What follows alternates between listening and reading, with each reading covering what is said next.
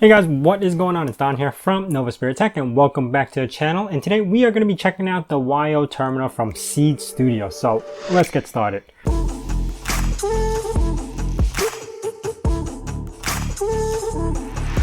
Now before we begin, I do want to thank Seed Studio for sending me over this sample so I could play around with, along with the little battery pack that it comes with as well. Everything we talk about will be linked down in the description below, so let's begin. Now first and foremost, this is by far one of my favorite Arduino devices to be playing with right now. It's got so much things packed into this guy, and that's what we're going to be talking about today. Now first, this is 2 modules, that's why it's a little thick. The top part, or the front part, is the terminal itself. The back is the battery module that actually comes with extra inputs, more groove inputs, so you could put more modules on here. Now, this has a 2.4 inch screen and a resolution of 320 by 240. It supports coding for Arduino and MicroPython. And then on top of that, on the exterior, you have all these buttons that you could interface with. So on top, you have the 3 buttons that you could program to do whatever you want. Then you have a joystick right in the front, which has 5 buttons, up, down, left, right, and a push. Now on one side, you have the on, off, and reset switch that you could switch from up and down. Then the SD card slot. On the bottom, it has 2 groove inputs and then the USB-C. Now, there's a couple of holes left and right all over the place. That's because it's for microphone and also a speaker. Now, as far as connectivity wise, this has Wi-Fi at 2.4 gigahertz and 5 gigahertz band, as well as Bluetooth. That's still not it. Inside the terminal itself, you get an accelerometer, a buzzer, a light sensor, and it has magnets built in so you can stick to any metal surface. Now powering this guy is an ARM Cortex M4F rated at 120 megahertz, boost up to 200 megahertz, which is a pretty powerful guy for running just Arduino code. Now Seed Studio also has about 300 modules that you could plug into these little 4-pin connectors, and it has ranges from light sensors all the way to joystick, moisture sensors, temperature. It's got a lot of stuff, so if you ever need a module for something, you could always plug it in. And this is stackable, so you could keep adding more and more. So if you need more sensors, you can add more as you go. Now when you first get this guy, it does come pre-shipped with like a demo game, just so you could test out the screen to see if there's any dead pixels or anything. It's a little game that you just have to jump over and kill stuff and get points for everything you do. So yeah, it's pretty cute.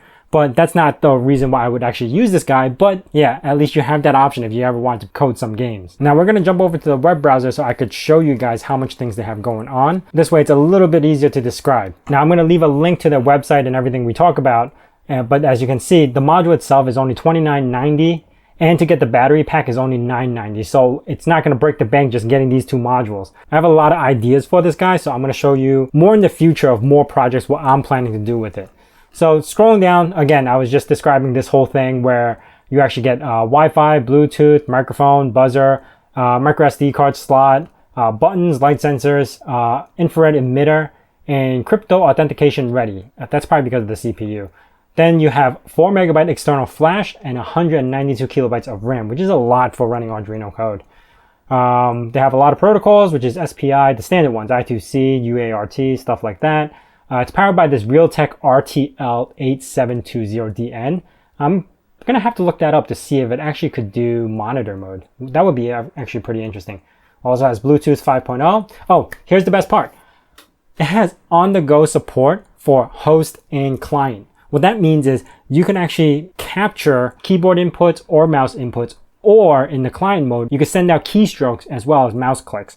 So if you ever want to be like a man-in-the-middle device where you could plug a mouse into this and output back to the computer but collect all the keystrokes and everything, doing something malicious, this probably could do it. But I would probably create a little macro engine so I could like collect my keys and then do the macros and stuff like that, and then kind of program it into the keys. That's one of my project ideas that I want to do with it, turn it into like a macro engine. Moving on, again, we were saying they have about 300 plus groove modules, and it's more and more as they go.